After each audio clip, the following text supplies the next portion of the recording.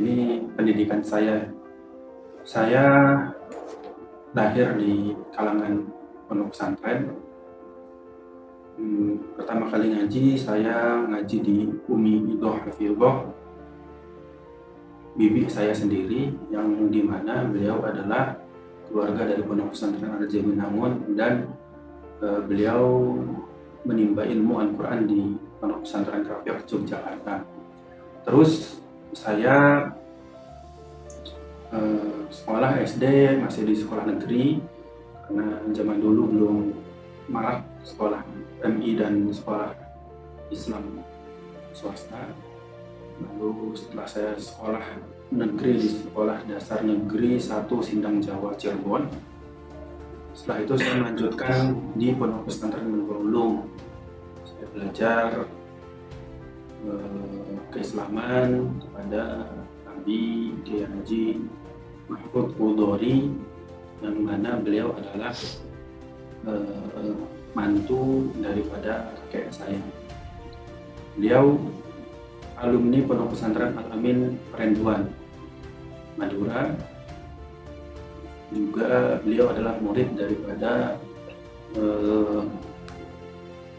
Abuya,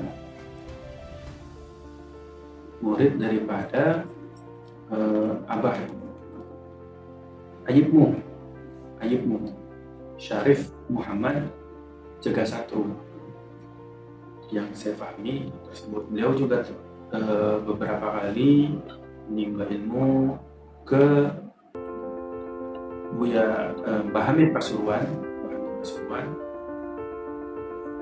Jadi di masa SMP dan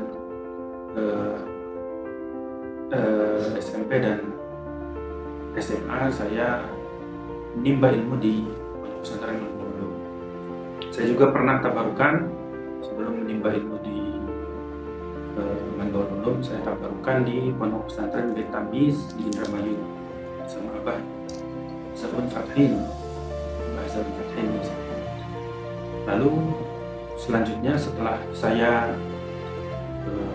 sekolah di Pondok Pesantren Nurul Ulum, Abah Taufik menginginkan, abah saya, kakak saya menginginkan untuk saya lanjut ke Mesir.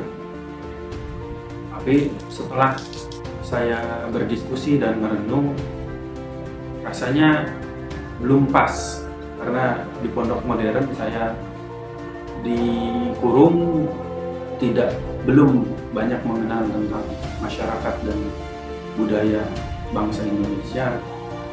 Akhirnya saya memutuskan untuk menunda pergi ke Mesir saat itu.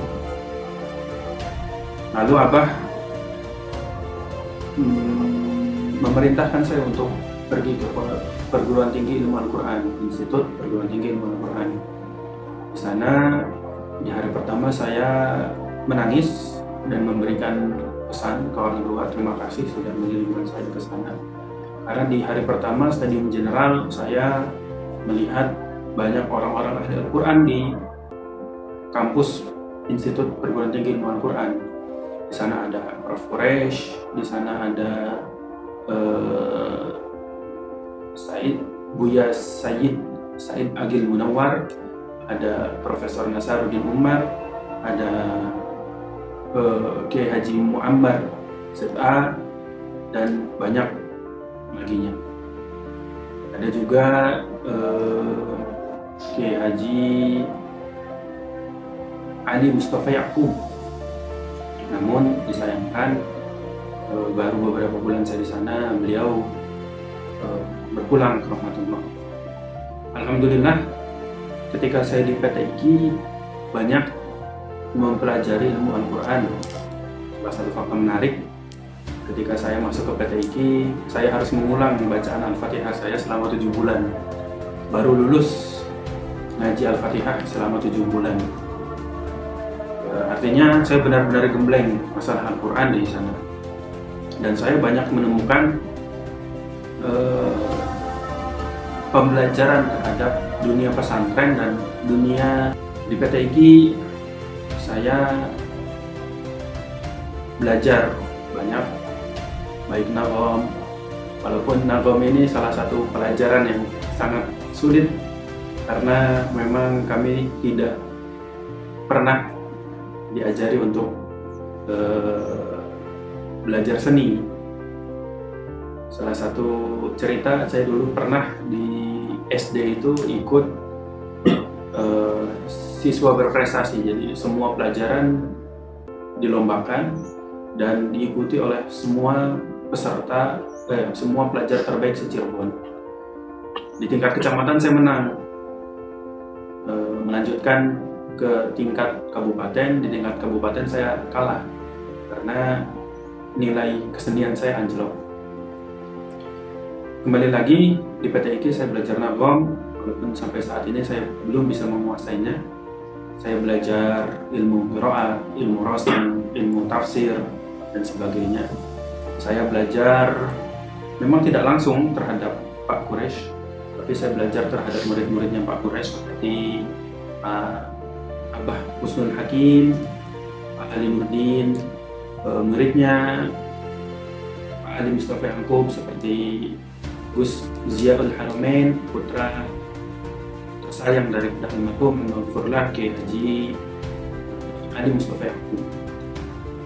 Saya juga belajar banyak daripada tahsinul Quran dari Ustaz Haninur Rahman. Insyaallah beliau adalah murid dan anak daripada maestro qiraat sama PTIK Muharram Ustaz Hasin Salim. Dan juga Ustaz Haninur Rahman ini adalah murid daripada Dr. Aiman Shuaib yang sekarang viral di mana-mana. Alhamdulillah saya bisa bertabarukan bersama beliau. Juga saya belajar dengan Ustadz Abdullah Sengkang Gurium. Mohon maaf kalau terbalik. Beliau adalah salah satu murid kesayangan dari Kiai Haji Muhammad ZA. Juga belajar ilmu qiraat terhadap itu. Setelah saya selesai di PTIK, karena di PTIK itu saya bertemu banyak sekali teman-teman, gus-gus dan teman-teman dari berbagai pondok pesantren salafiyah salaf.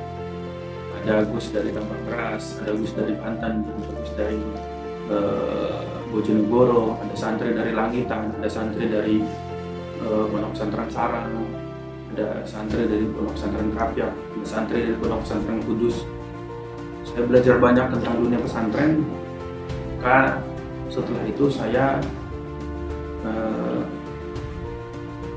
berniat melanjutkan ke pondok pesantren Al-Quran terbaik di Indonesia. Saat itu pilihannya adalah, kalau tidak, pilihan saya pribadi adalah kalau tidak Kudus, yaitu Krapyak. Alhamdulillah setelah saya munajat dan meminta petunjuk, Allah kasih petunjuk untuk saya melanjutkan ke Krapyak. Lanjut lagi. Ada fakta menarik. Setelah saya sekolah atau berkuliah di Institut PTIK, saat itu masih Institut PTIK, sekarang sudah Universitas PTIK. Mungkin saya dan teman akrab saya, Kenji, adalah satu-satunya mahasiswa yang setelah selesai di Institut PTIK, saya tetap menganggap bahwa saya adalah santri di sana, bukan sebagai mahasiswa. Maka setelah saya belajar, setelah lulus, saya sowan ke Profesor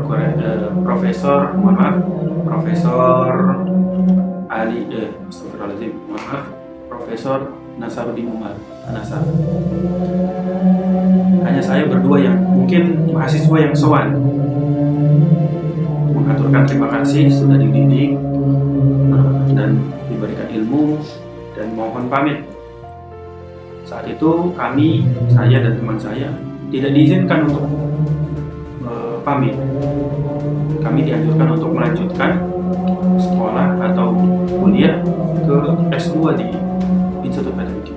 Beliau berkata, kenapa nggak lanjut di pedagogi? Alhamdulillah teman saya Kenji ini memang berniat untuk melanjutkan, sedangkan saya mengaturkan, mohon maaf Pak Yai, saya harus melanjutkan tabarukan ke Krapiak dulu. Insyaallah nanti ada saatnya saya akan melanjutkan S2 di PDIGI atau di kembali lagi karena saya tadi itu banyak bertemu dengan teman-teman dari pesantren-pesantren terbaik se-Indonesia. Akhirnya saya melanjutkan tabarukan ke Pondok Pesantren Krapiak. Saya sowan ke Romo Kiai Haji Najib bin Abdul Qadir Munawir. Maaflah. Alhamdulillah saya menamatkan Al-Quran di Pondok Pesantren Krapiak selama 3 tahun. Saya bermukim di Komplek K2 Asuhan Buya Kiai Haji Ridwan M. Nur, yang mana beliau adalah guru yang banyak membangun saya, walaupun tadi keilmuan saya tidak dibangun hanya di Krapiak, tapi dari semua kiai, semua mewarnai ke ilmuwan saya, khazanah keilmuan saya. Jadi tidak ada satupun guru yang saya lupakan, tidak ada satupun guru yang saya kesampingkan. Semua adalah guru-guru terbaik saya. Kalau tidak dengan Mandorulu, mungkin saya tidak bisa menjadi mahasiswa yang baik di PDIGI. Kalau tidak dengan guru-guru di Mandorulu dan PDIGI, mungkin saya tidak sebaik dan tidak menjadi santri yang baik di Krapiak. Tidak ada guru yang saya lupakan. Semua adalah guru-guru yang membentuk dan mencetak saya hingga hari ini. Ada juga beberapa guru saya, guru-guru tabarukan yang mungkin nanti saya ceritakan di kesempatan yang lain. Mungkin itu saja dari pertanyaan pertama.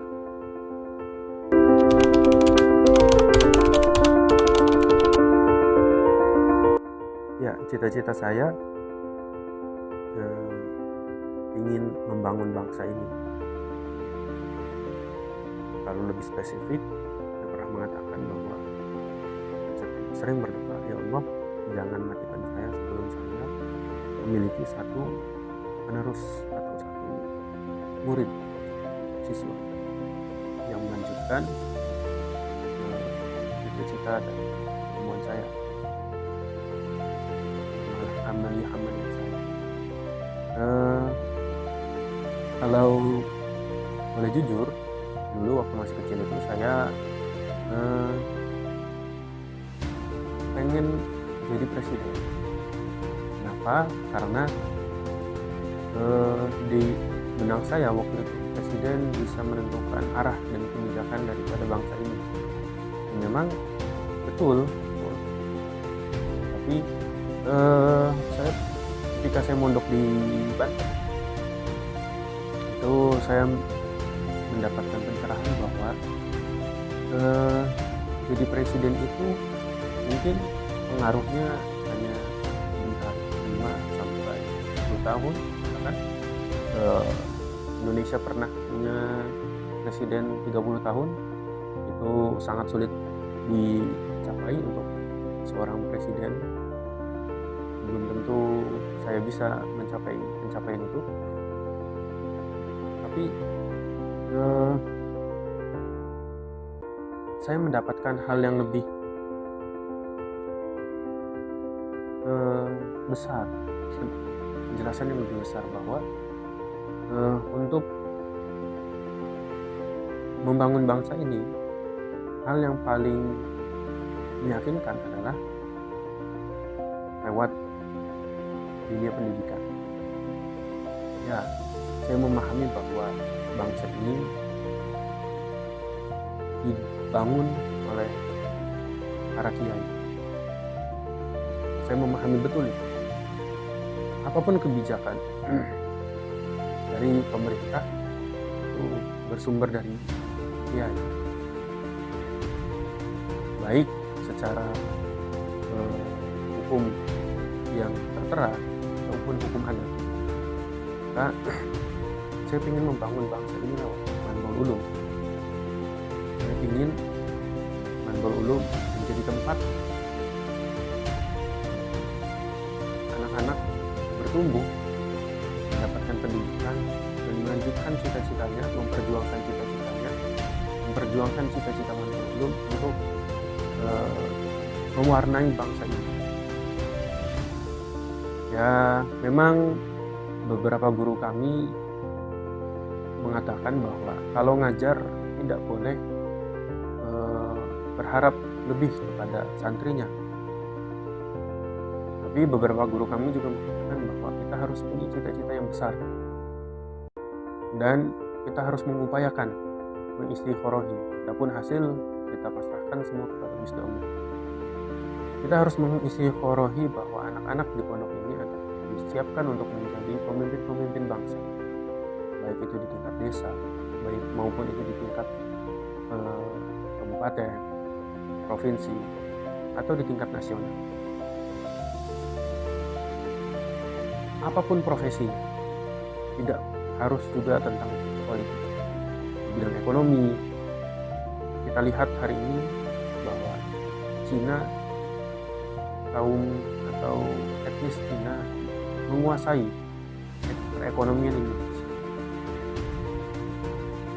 Kami juga berharap santri bisa berperan lebih banyak untuk menguasai ekonomi di bangsa ini.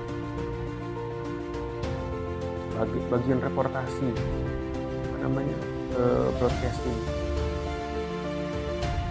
link kami, link Najwa Shihab menjadi pelopor perubahan di dunia reportasi. Kami juga berharap banyak daripada santri-santri kami menjadi Najwa Shihab selanjutnya di segala bidang, dengan ruh pesantren, dengan ruh semangat keislaman, dengan ruh semangat berjuang ala santri. Kami berharap santri bisa mewarnai bangsa ini. Tentunya salah satu puncaknya adalah politik. Yang pasti itu bukan cita-cita yang mudah. Nah, kami pun di sini di pondok pesantren ini pelan-pelan membangun kultur dan membangun infrastruktur yang harus dipersiapkan untuk calon pemimpin-pemimpin bangsa. Secara kultur kami sedang mempersiapkan bahwa di tingkat SMP santri-santri sudah bisa membaca kitab kuning dan sudah bisa memahami Al-Quran.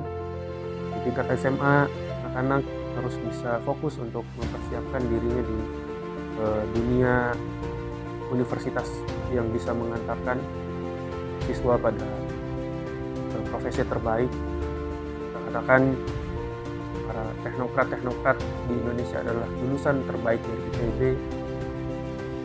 politikus terbaik bangsa adalah lulusan terbaik dari UGM, dokter bangsa adalah lulusan terbaik dari UI dan UNAIR. Kita persiapkan anak bangsa, anak santri kita untuk melanjutkan studi di kampus-kampus terbaik. Kami siapkan SMA Global Cendekia Manbol Ulum. Kami juga sedang mempersiapkan perpustakaan. Kita tahu bahwa peradaban Islam yang terhebat adalah ketika perpustakaan terbesar berdiri dengan kokoh, Baitul Hikmah. Maka rasanya bohong kalau saya bercita-cita ingin membangun peradaban bangsa ini tanpa perpustakaan. Pelan-pelan kami sudah membangun perpustakaan. Kami ingin membangun pesantren Salafiyah Manbol Ulum, SMA Global Cendekia Manbol Ulum adalah orang-orang yang sangat mencintai ilmu, Kami ingin misalkan pengasuh-pengasuh atau pembimbing-pembimbing kamar adalah orang-orang yang paham tentang psikologi, baik psikologi Islam maupun psikologi modern. Juga di SMA ada observer, ada orang-orang yang memperhatikan tumbuh kembang Islam. Itu kami harus bekali mereka dengan ilmu psikologi yang mumpuni. Tidak cukup selesai kuliah berhenti bacanya, tidak cukup. Selesai kuliah mengabdi di SMA Global Muslim League Manbul Ulum atau di Pondok Pesantren Salafiyah Manbul Ulum, terus membaca, terus mengupgrade keilmuannya. Yang ahli guru komputer terus mengupgrade keilmuannya di bidang komputer. Guru matematika terus mengupgrade keilmuannya di bidang matematika. Guru fikih terus mengupgrade keilmuannya di bidang fikih. Maka itu kami perlu sekali membangun perpustakaan untuk membangun kesadaran bahwa semua yang kita lakukan adalah harus berbasis pada keilmuan. Doakan kami, doakan saya untuk bisa mewujudkan cita-cita ini. Tentunya juga barangkali yang ingin menyumbangkan buku-bukunya ke perpustakaan Manbul Ulum, silahkan. Kami bercita-cita perpustakaan Manbul Ulum menjadi perpustakaan terbesar minimal se-Jerman. Itu salah satu cita-cita kami. Semoga yang kami cita-citakan bisa Allah mudahkan.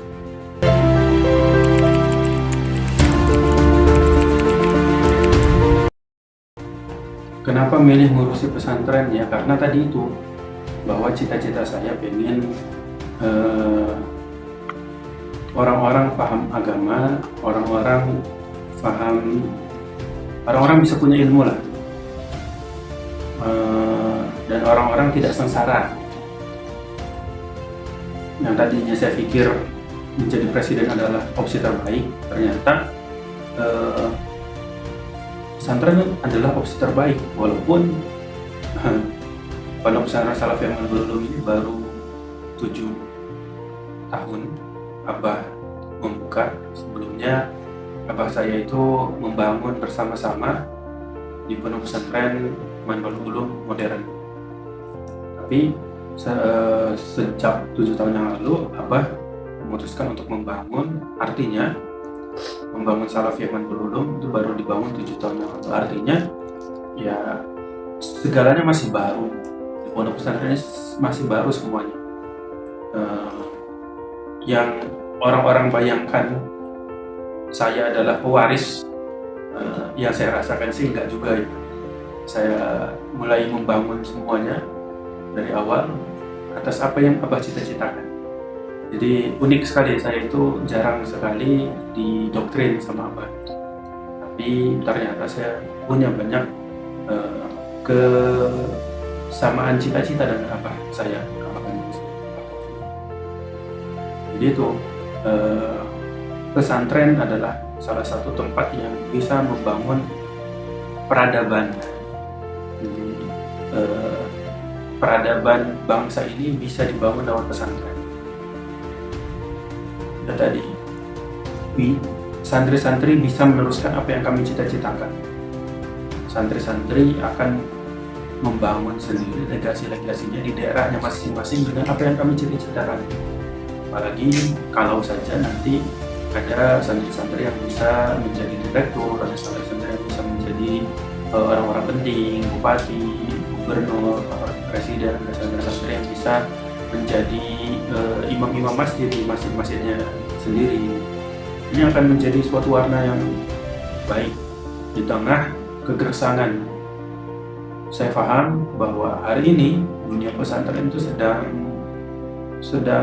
masuk di masa-masa jayanya. Santri itu sekarang sudah pede. Saya melihat bahwa dulu ketika tahun 2015-an saya itu masuk PIM, coba tanya teman-teman saya Iqbal, teman-teman saya Kencor, itu saya masuk PIM, Sauki gitu, paham ya? Saya di mall-mall di Jogja itu saya masuk ke mall dengan sarung, dan saya rasa waktu itu mungkin hanya saya atau 1-2 orang saja. Sekarang orang-orang sudah mulai pede dengan sarungnya. Sekarang orang-orang sudah mulai menunjukkan identitasnya sebagai santri. Artinya saat ini adalah waktu yang cukup menarik bagi santri untuk show up. Tapi kita juga harus jujur bahwa di luar sana masih banyak orang yang mabuk. Bahkan dulu saya ketika menjadi aktivis itu sekitar 70% siswa sekolah itu pernah mencoba khamar. Ini menjadi PR buat kita. Mencoba ya, bukan menjadi kecanduan. Mencoba khamar atau yang bisa disebut dengan amer dan sebagainya. Atau kita harus jujur juga bagaimana ada berapa persen siswa sekarang yang pernah merasakan pergaulan bebas, vacation dan sebagainya. Saya rasa dengan pesantren juga ini bisa mewarnai, mengimbangi orang-orang yang maksiat. Juga saya berpendapat bahwa pesantren adalah benteng terakhir umat Islam di Indonesia. Bagi saya, Indonesia ini dibangun oleh pesantren. Bagaimana kultur-kultur bermasyarakat itu adalah hasil daripada orang-orang pesantren. Coba kita lihat, di kampung-kampung masih ada orang yang peduli dengan tetangganya. Saya yakin itu adalah produk-produk pesantren. Orang-orang yang tidak pesantren, itu kita sering dengar, apalagi stand up komedian, banyak yang sering mensuarakan, di kota-kota besar yang mungkin mereka bukan anak orang-orang yang pernah mengaji, itu ada saja orang yang ketika meninggal, ada keluarganya yang meninggal, tetangganya tidak tahu. Inilah yang saya yakin bukan produk dari pesantren. Individualisme itu akan semakin tinggi tanpa adanya pesantren. Kultur-kultur ala Timur Tengah akan mulai pudar kalau tidak ada pesantren. Maka saya ingin di pesantren ini menjadi warna penyeimbang atau bahkan menjadi obat daripada orang-orang yang tidak paham tentang dunia pesantren. Menjadi obat bagi orang-orang yang tidak paham agama. Menjadi obat bagi orang-orang yang tidak kenal dengan agama. Pesantren akan menjadi basis utama penyebaran dakwah Rasulullah SAW. Semoga perjuangan kami, perjuangan saya dan teman-teman di pesantren bisa menjadikan obat, bisa menjadikan warna yang bisa mewarnai bangsa Indonesia. Mungkin itu jawaban saya daripada kenapa saya harus memperjuangkan pesantren.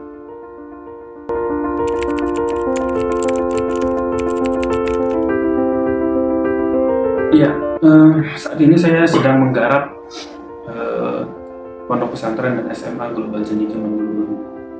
1 tahun kemarin saya sedikit fokus untuk membangun SMA Global Cendekia Manggulu. SMA Global perlu diketahui bahwa SMA Global Cendekia Manggulu ini bukan saya yang menginisiasi. Bisa dicek siapapun itu. SMA Global Cendekia Manggulu ini diinisiasi ketika saya masih di pondok, masih di Krapiak. Ini sudah mulai ada aroma-aroma akan didirikan SMA. Akan tetapi tidak ada yang mengeksekusi. Akhirnya setelah saya pulang dari Krapiak, pondok pesantren, saya mengeksekusi hadirnya SMA Global Cendekia Manggulu ini. SMA Global Cendekia Manggulu ini dibangun untuk memenuhi kebutuhan masyarakat bahwa setiap anak didik masyarakat butuh kualitas pendidikan yang bagus. maka sudah ada SMK Manbul Ulum yang bagus. Akan tetapi SMK dan SMA adalah dua varietas yang berbeda. Kita tidak bisa samakan SMK dan SMA. Maka untuk mengisi kekosongan yang ada perlu dibangun SMA sehingga anak-anak nanti sudah bisa melanjutkan karirnya di tempat-tempat yang baik. Dengan adanya SMA ini akan memberikan kesempatan yang lebih besar buat anak didik masuk ke universitas terbaik di Indonesia. Peluang untuk masuk UGM, peluang untuk masuk ITB, peluang untuk masuk UI, peluang untuk masuk kampus-kampus ternama di Indonesia itu sangat tinggi sekali dengan adanya SMA. Beda dengan SMK. SMK lebih memprioritaskan anak didiknya untuk berkarir. Adapun untuk kuliah lebih disarankan untuk ke sekolah-sekolah yang terafiliasi dengan SMK seperti Politeknik dan sebagainya. Di SMK juga, di SMA Global Cendekia Manbul Ulum juga kami sudah bekerja sama dengan beberapa universitas di luar negeri, seperti di Turki itu sekitar ada 24 universitas yang kita kerjasamai. Ini bisa diakses dengan mudah bagi alumni SMA Global Cendekia Manbul Ulum. Juga ada beberapa universitas di Jordan dan Mesir. Nanti bisa dilihat buktinya. Ada teman saya yang S1-nya di Turki, S2-nya di Italia, di Turin. Ada salah satu kota yang ingin saya kunjungi, Turin. Artinya jika ada siswa yang masuk ke Turki itu sudah membuka banyak peluang untuk kuliah di luar negeri. Ada beberapa alumni yang kuliah S1 di Turki, S2-nya di Jerman. Ada juga beberapa alumni yang S1-nya di Turki, mulai lagi S1 di Jerman. Artinya SMA Global Cendekia Manbul Ulum ini memberikan peluang untuk siswa-siswi terbaiknya melanjutkan ke jenjang yang lebih baik. Kami juga membuka peluang untuk bisa bekerja sambil kuliah di Australia. Ada alumni dari kita yang sudah bekerja dan sedang menyiapkan persiapan untuk melanjutkan sekolah di Australia. Nah, pesantren ini didirikan atau SMA ini didirikan untuk menunjang pesantren. Kami lebih berharap santri-santri untuk melanjutkan pendidikan di SMA Global Cendekia Manbul Ulum.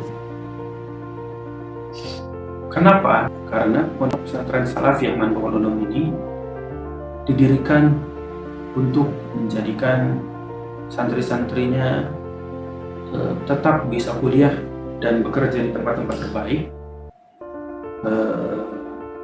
dengan bekal agama yang cukup. Kami menyiapkan santri-santri pondok pesantren Salafiyah Manbul Ulum ini di tingkat SMP. 1 tahun pertama sudah bisa membaca kitab kuning. Mereka bisa dengan sendirinya membaca kitab kuning, walaupun kita harus sepakat bahwa membaca kitab kuning ini tidak boleh sendirian. Sehebat-hebatnya ilmu alat tidak boleh dibaca sendirian, harus dengan guru. Lalu di tahun pertama juga anak kelas 1 SMP di Pondok Pesantren Salafiyah Manbul Ulum ini sudah bisa memahami Al-Quran dengan menerjemahkannya tanpa bantuan terjemah Al-Quran. Di 1 tahun ini, 1 tahun pertama siswi santri Pondok Pesantren Salafiyah Manbul Ulum sudah bisa baca kitab kuning dan baca Al-Quran dengan terjemahannya tanpa alat bantu terjemahan. Semua kosa kata yang ada di Al-Quran insya Allah sudah dihafal oleh santri Pondok Pesantren Salafiyah Manhul Ulum. Lalu di tahun kedua, kalau tadi di tahun pertama juga santri-santri sudah bisa menghafal Fathul Qorib atau takrib, matan daripada takrib, insya Allah sudah dihafal. Lalu di tahun kedua bisa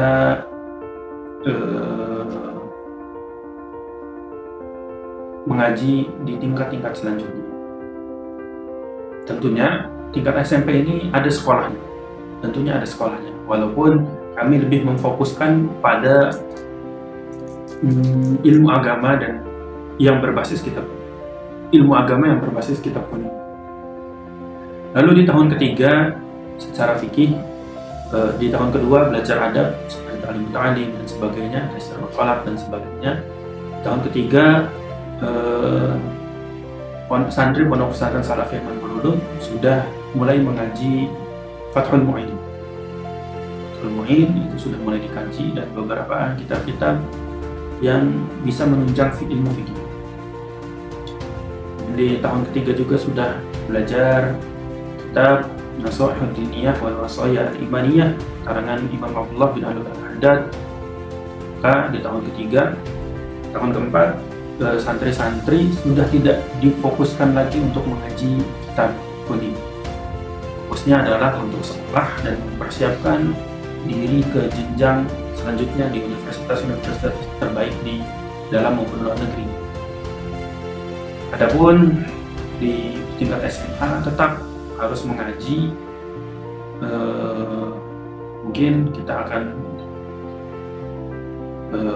mulai mengaji seperti Ihya atau kitab-kitab fikih seperti mungkin Taqriratus Sadida atau Bughyatul Mustarsyidin. Kami juga berharap jika ada santri yang lulus SMA sudah belajar 5-6 tahun, tidak terpilih menjadi mahasiswa di universitas terbaik, bisa melanjutkan atau mengabdi dulu di pondok sambil bimbel untuk persiapan belajar di universitas. Jika di pondok,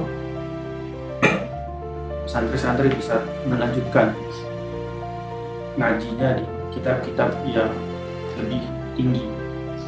Artinya insya Allah dalam waktu 6-7 tahun sudah banyak kitab-kitab yang dikaji, walaupun tidak mengurangi fokus untuk persiapan masuk kuliah.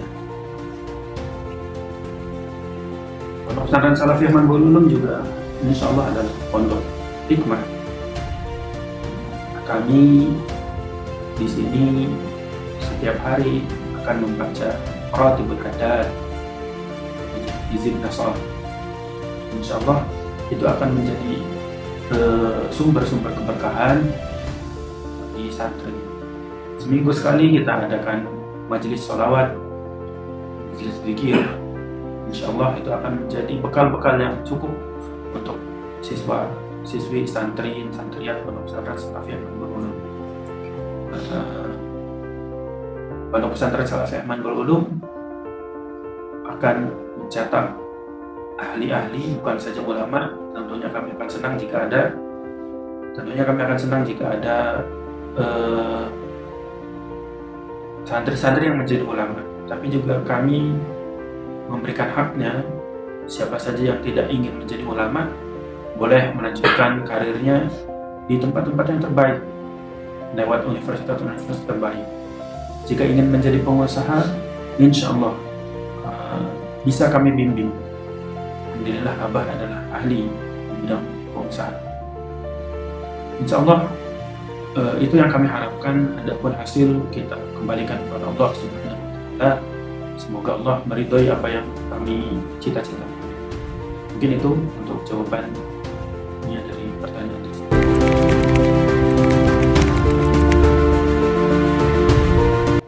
Ya, Pondok Pesantren Salafiyah Manhul Ulum memang dari awal sebenarnya memperbolehkan membawa HP. Akan tetapi selama 7 tahun ini HP itu dibatasi pemakaiannya hanya pada hari Ahad dari jam 8 setelah mengaji sampai jam 2. Ke depan mungkin kami ingin, karena sekolah sekarang itu sudah memungkinkan atau mengajak siswa-siswanya untuk menggunakan HP sebagai alat bantu belajar, maka untuk ke depan kami akan memberikan HP ini dari mulai sekolah sampai pulang sekolah. Kenapa diberikan? Pertama, Ibu Kartini ketika dilamar oleh Bupati dari Rembang, orang tua Ibu Kartini mengatakan, apakah kamu sanggup dengan Kartini yang seperti itu, yang selalu mencoba memberikan perubahan zaman, mencoba merubah zaman. Lalu jawaban dari calon suaminya, Ibu Kartini waktu itu adalah, siapa yang menolak perubahan zaman akan tenggelam. Saya rasa sekarang sudah zamannya orang-orang pegang HP. Cuman pertanyaannya kan, orang tua sekarang kan pusing dengan anaknya pegang HP, dijadikan alat untuk hiburan, scroll TikTok, scroll IG, main ML, nggak karu-karuanan, nggak tahu waktu. Ya sama, kalau santri menggunakan HP untuk niat seperti itu, untuk main HP, untuk game, untuk hiburan-hiburan, sebatas hiburan-hiburan saja, melihat orang joget-joget di TikTok, sama, kami pun tidak meridoinya, sama sekali tidak akan meridoi anak-anak untuk pegang HP. Akan tetapi jika diibaratkan seperti itu, maka ibaratnya anak kecil yang memegang HP, anak kecil yang memegang pisau itu berbahaya.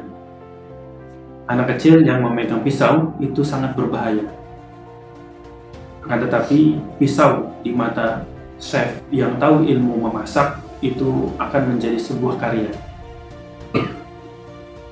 HP ini bagi saya adalah alat bantu untuk belajar. Saya sendiri pernah membeli banyak kitab, banyak buku.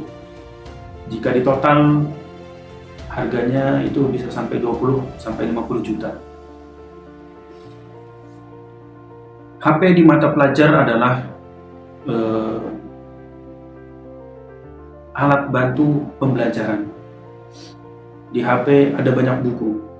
Di HP ada banyak kitab yang bisa diakses. Ribuan kitab, ratusan ribu buku bisa diakses di HP. Kami punya program Ma'iyah, seperti yang Cak Nun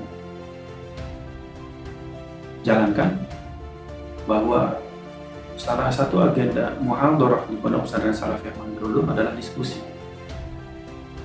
Untuk mencari bahan diskusi itu diperlukan HP. Juga di HP itu, baik Instagram, baik TikTok, itu banyak sekali ilmu. Kalau kita tidak arahkan anak-anak dalam penggunaan HP, maka bisa jadi pendidikan kita selama 3 tahun atau 6 tahun itu akan menjadi sia-sia. Kenapa? Karena mereka akan terdidik lagi oleh HP. Sedangkan di HP itu kalau kita bisa arahkan, itu akan menjadi ilmu yang sangat luar biasa. Contoh, kalau ibu-ibu, bapak-bapak banyak sekali mendapatkan ilmu daripada grup WhatsApp atau grup Facebook, kami akan ajarkan santri-santri untuk mendapatkan ilmu daripada Instagram, daripada TikTok, daripada YouTube. Contoh, kami akan paksa anak-anak untuk memfollow Habib Ali Bakir, yang mana beliau adalah ahli di bidang ilmu mantik dan ilmu kalam. Kita akan ajak anak-anak untuk memfollow Laura Ismail Al-Khalili, cucu daripada Sayyidina Khalil Bangkalan, cicit daripada Sayyidina Khalil Bangkalan, yang mana di Instagram beliau memberikan banyak sekali ilmu-ilmu, baik ilmu dari Mbah Maimun Zubair ataupun ilmu daripada Habib Umar Al-Hafid. Atau kami akan memberikan